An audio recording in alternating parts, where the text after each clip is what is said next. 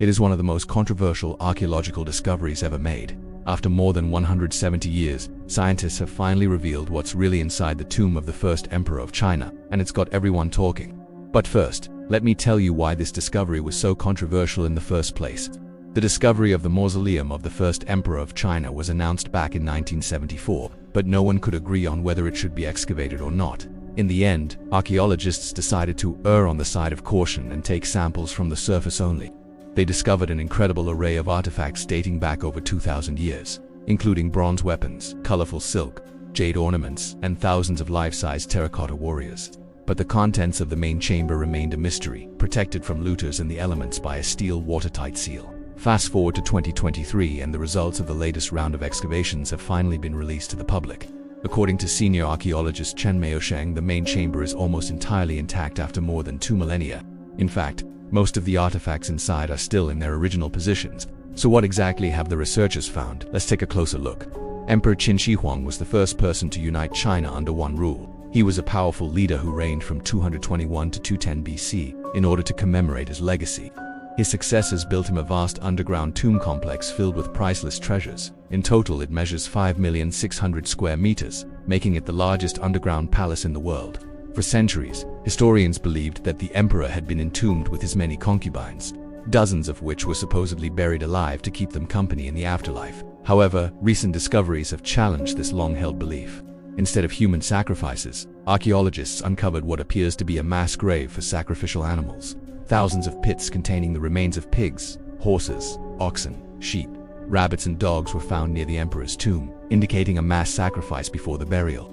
This suggests that the emperor's obsession with immortality was so extreme he didn't want to be parted from any of his beloved creatures. But if these animals weren't for the emperor himself, then what happened to the human sacrifices? Well, further research indicates that instead of being buried alive, the emperor's human concubines may have actually been given the chance to take their own lives. This would have been done through a combination of pills and blades, giving them a more peaceful and dignified death. Whatever the case, the scale of the emperor's obsession with the afterlife is truly mind-boggling. Now, enough about the emperor's personal life. What about his personal belongings? Well, there's good news and bad news.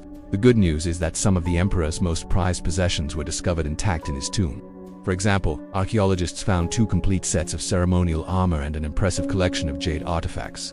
The bad news is that many of the most important artifacts have been lost to history. When the tomb was first discovered in 1974, word quickly spread among local farmers and rumors of a vast fortune soon began circulating.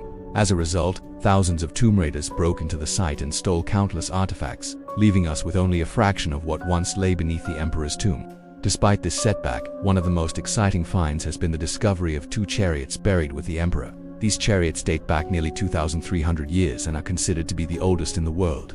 They're also incredibly well preserved, down to their brightly colored wooden wheels. In fact, the paint on the wheels is so detailed that archaeologists were able to determine that the emperor's chariot was pulled by elephants while the empress' was pulled by horses. Interestingly, these chariots were likely only used during the funeral procession and were not intended for everyday use. This is because the team responsible for burying the emperor took great care to ensure that everything in his tomb would eventually decay and leave no trace of its existence.